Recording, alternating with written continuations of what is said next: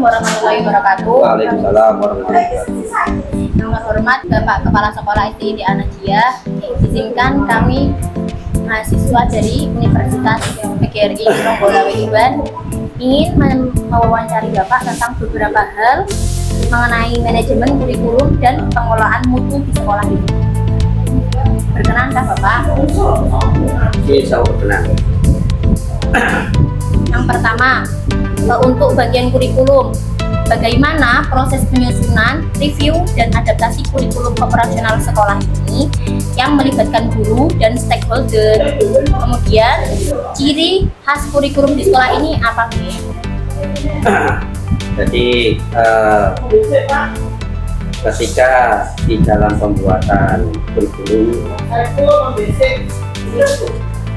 atau PLSP sekolah, kita memang melibatkan semua aktivitas sekolah, yang mana aktivitas itu bertugas membuat terkait dengan modul ajar atau OPP, kemudian ATP ya, dan TP atau silabus, juga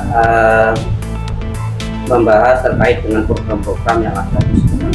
Kemudian kalau tipenya di sini kita terkait dengan pembentukan atau pembuatan KWSP juga melibatkan beberapa hal, diantaranya terkait dengan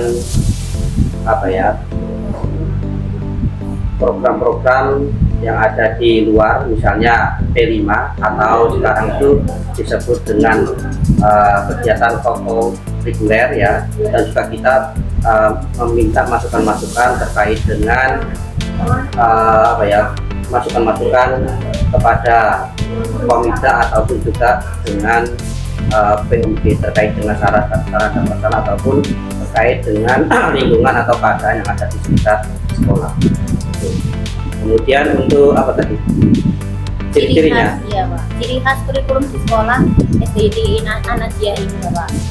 Kemudian untuk ciri-cirinya terkait dengan KOSP yang disusun, yang pertama adalah kolaboratif, ya, kemudian kontekstual, fleksibel dan dinamis, kemudian transparan dan akuntabel.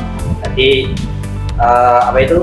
ciri-ciri KWSP yang ada di Anajia ini itu kolaboratif, maksudnya apa? Kita itu melibatkan semua guru, ya, bukan hanya guru itu bukan hanya sebagai pelaksana saja, tetapi kita melibatkan dari semua hal ya. Kemudian ini kita musyawarahkan terlebih dahulu. Kemudian terkait dengan yang kedua adalah kontekstual, jadi kita melihat terkait dengan kebutuhan ya siswa atau murid ya yang dibutuhkan dalam pembelajaran itu seperti apa. Kemudian kita melihat pembelajaran itu ya, dengan kita menerapkan pembelajaran itu ya dengan melihat terkait dengan keadaan di lingkungan sekolah. Mungkin itu ya beberapa hal tadi ya terkait dengan ciri-ciri KWSP yang ada di SDID Anajia. Terima kasih Bapak jawabannya. Kemudian untuk supervisi dan mutu. Kalau sekolah ini bagaimana cara Bapak melaksanakan supervisi pendidikan? Terkait dengan supervisi pendidikan. Supervisi pendidikan itu kan bukan sekedar penilaian, tetapi juga terkait dengan pendampingan ya, untuk meningkatkan mutu kualitas pembelajaran. Jadi biasanya itu kepala sekolah itu mempunyai penilaian khusus atau supervisi ya, penilaian khusus kepada guru-gurunya.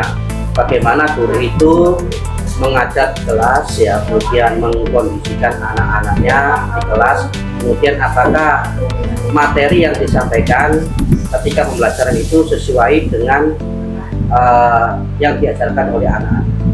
Terus hasilnya, apakah anak-anak itu hasilnya dalam menerima pembelajaran itu bisa maksimal apa tidak, itu terkait dengan supervisi seorang kepala sekolah kepada guru. Untuk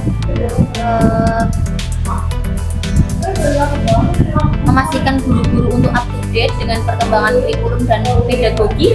Caranya bagaimana? Apa? Untuk memastikan sebagai guru-guru up to date dengan perkembangan kurikulum dan pedagogi. Jadi untuk meningkatkan itu ya, Ya. untuk meningkatkan kualitas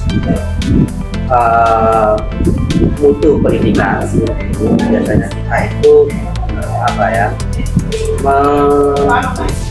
memberikan instruksi ya dan juga tugas kepada guru-guru untuk aktif ya mengikuti kegiatan-kegiatan seminar, workshop ataupun yang lainnya, baik itu diadakan di lembaga kita ya ataupun juga yang diadakan di dinas kita.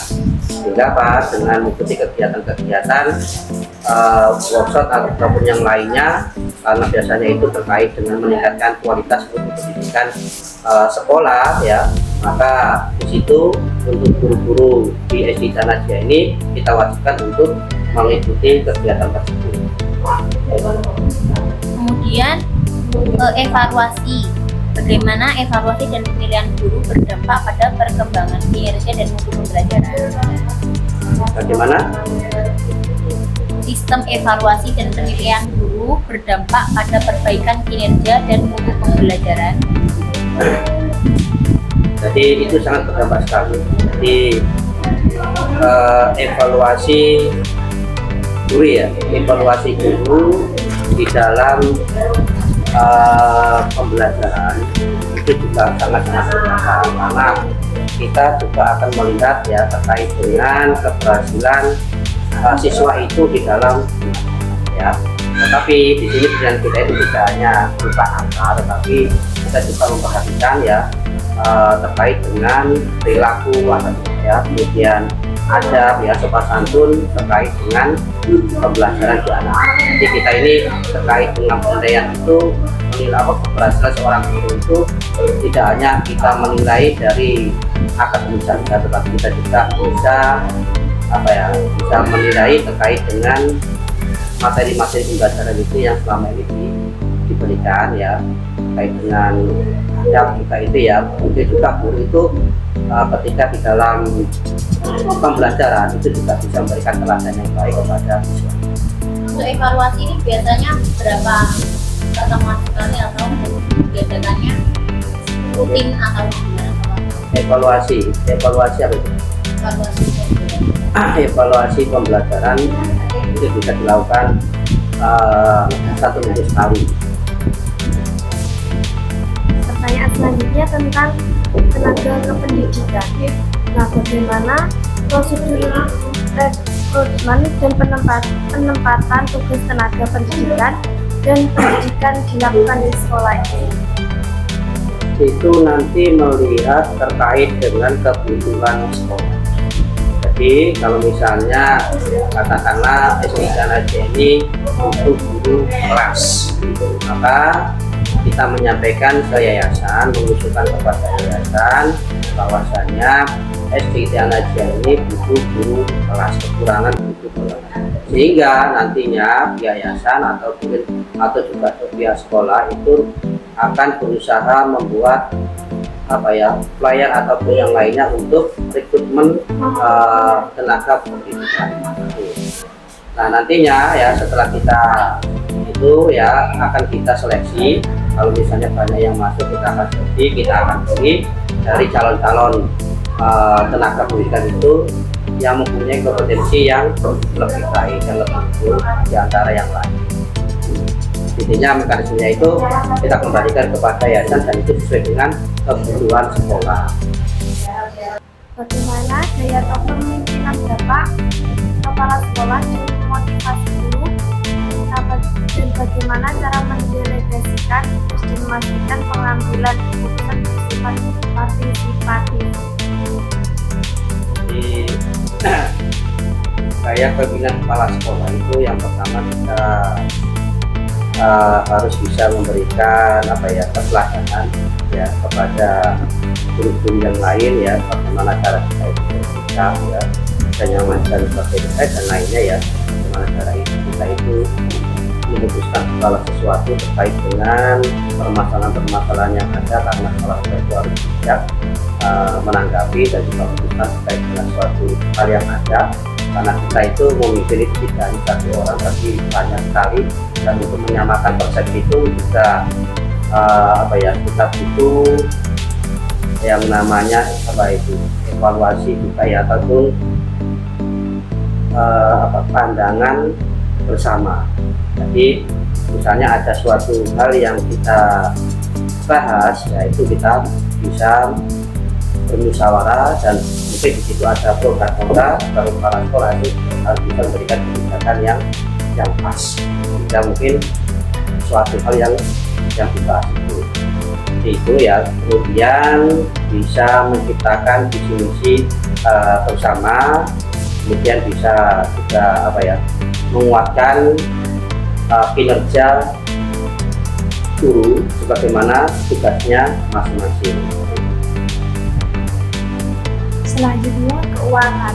Bagaimana prosedur perencanaan pengalokasian dan pelaporan anggaran sekolah seperti dana BOS dan dana lainnya dilakukan? Bagaimana sekolah memastikan transparansi anggaran? Jadi terkait dengan perencanaan, kita itu membuat suatu anggaran yang akan dilakukan di sekolah. Itu kita melihat kebutuhan.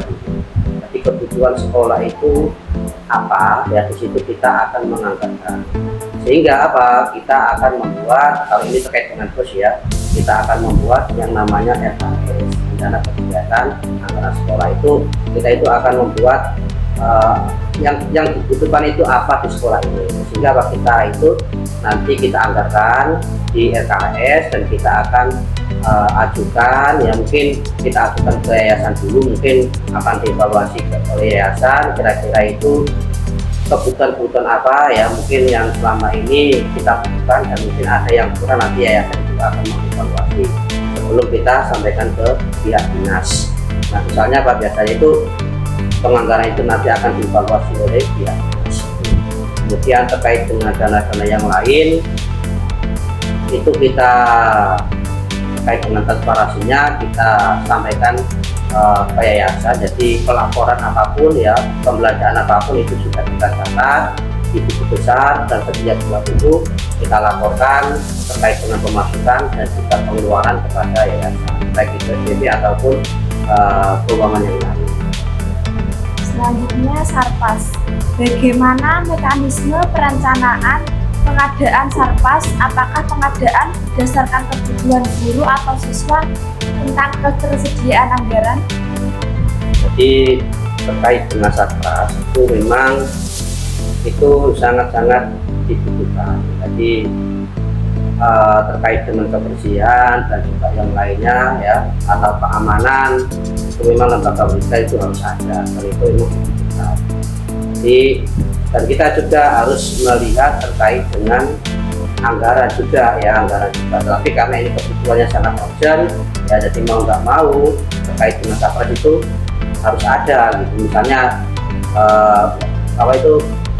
terkait dengan kebersihan dan juga terkait dengan keamanan atau yang lainnya itu ada tanggung jawabnya. Jadi kita juga menyesuaikan dengan keuangan. Jadi terkait misalnya Sarpas ini kita kasih berapa, itu juga kita harus mengkondisikan terkait dengan keuangan sekolah. Dan bagaimana prosedur pemeliharaan Sarpas rutin, misalnya pemeliharaan komputer, kebersihan toilet?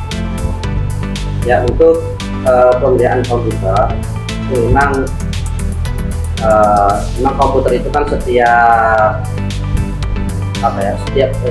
dalam untuk yang kelas atas itu ada materi pembelajaran komputer, dan namanya barang elektronik itu kan memang suatu saat itu sudah bisa rusak, sehingga kalau misalnya terkait dengan kerusakan itu dari pihak sekolah akan segera mengantisipasi untuk membawa ke kampus. Tetapi ya terkait dengan penggunaan, mungkin guru penanggung jawab komputer itu ya juga kita sampaikan ya, untuk ketika mengajar komputer itu dimohon untuk anak-anak itu bisa memakainya dengan baik, ya, bisa menjaga dengan baik sehingga kerusakan itu bisa diminimalisir seperti itu. Itu terkait dengan komputer. Kemudian terkait dengan pemeliharaan software yang lainnya, itu terkait dengan kebersihan toilet tadi, kita juga ada petugas kebersihan, ya. Jadi insya Allah petugas kebersihan itu juga melaksanakan tugasnya, ya, apalagi ada dua. Kalau kita melihat schedule itu jadwalnya itu setiap hari, ya, setiap hari kebersihan itu mengecek, ya, kondisi kebersihan toilet atau kamar mandi, ya. Kemudian juga ada yang bertugas membagikan kelas, ya, itu juga ada. Kemarin kita sudah kerjasama dengan BNP, ya, untuk menambah terkait dengan kebersihan. Selanjutnya, hubungan sekolah dan masyarakat. Bagaimana sekolah menjalin kerjasama dengan komite sekolah dan orang tua siswa? Program spesifik apa yang melibatkan peran aktif masyarakat untuk mendukung program sekolah? Di sekolah menjalin kerjasama dengan pihak komite sekolah ataupun orang tua, yang dalam hal ini dinamakan POP, itu kita istilahnya itu bermitra aktif, ya. Jadi bermitra aktif, bekerja sama dengan baik, ya. Kalau kita juga minta masukan, ya, baik dengan komite, ya, ataupun juga dengan BNP terkait dengan perkembangan yang ada di sekolah. Artinya kita menjalin kerjasama yang baik, ya, dan kita meminta evaluasi terkait dengan kondisi yang ada di sekolah. Terakhir, tentang sistem informasi. Seberapa efektif sistem informasi manajemen digunakan dalam pengambilan keputusan, dan informasi penting apa yang selalu diinput dan diolah, seperti data absen guru, data result alumni, atau progres pencapaian kurikulum. Jadi terkait dengan efektif sistem informasi manajemen yang digunakan dalam pengambilan keputusan, ini sangat efektif, ya, sangat efektif, karena di sini guru itu bisa mendata terkait dengan perkembangan siswa, ya. Misalnya di sini terkait dengan absensi, ya, perkembangan guru, ya, tapi, ya, terkait dengan absensi guru, ya, yang mana di sini di Janaja ini kita juga memperlakukan fingerprint, ya. Jadi keaktifan guru ketika masuk, ya, kemudian kepulangan guru itu insya Allah nanti akan kita input, ya, akan kita catat, ya. Dan kalau misalnya nanti ada yang sering melanggar, ya, terkait dengan absensi guru itu, karena nanti juga ada kompensasi digunakan dalam pengambilan keputusan. Ini sangat efektif, ya, karena selama ini kita dengan guru-guru kita, ya, terkait dengan informasi, ya, itu kita lakukan lewat WA. Tapi di situ ada grup khusus guru. Nanti informasi apapun, ya, kita sampaikan di situ. Jadi walaupun kalau kita rapat ada guru yang tidak masuk, ya, sehingga tahu kegiatan-kegiatan itu akan kita share di grup WA. Jadi terkait dengan sistem informasi itu, ya, insya Allah sangat efektif. Karena kalau misalnya ada suatu hal, ya, itu juga insya Allah akan segera kita putuskan di dalam lewat komunikasi atau musyawarah langsung dengan guru-guru yang ada. Kemudian untuk data tracker alumni itu sudah ada atau belum, ya, Pak? Di sekolah ini. Data tracker alumni kalau ada, ya. Data kan ada di semua mulai dari berdirinya mulai dari lulusan yang pertama sampai yang kemarin itu semuanya ada di file. Jadi ada pengen minta data siswa yang alumni tahun 2023 katakanlah, ada, bisa nanti kita di apa itu admin, tahu semuanya ada. Tapi mulai awal sampai sekarang masih ada datanya. Jadi tinggal kita ngecek dulu ada. Terima kasih Bapak jawabannya. Ya, sama-sama. Kami sekali sangat menjadi semua itunya. Ya. Kami ucapkan terima kasih. Ya, sama-sama. Bapak yang telah meluangkan waktunya menjawab pertanyaan-pertanyaan kami dan mengucapkan tugas kami dari universitas. Saya akhiri ya Bapak. Waalaikumsalam warahmatullahi wabarakatuh.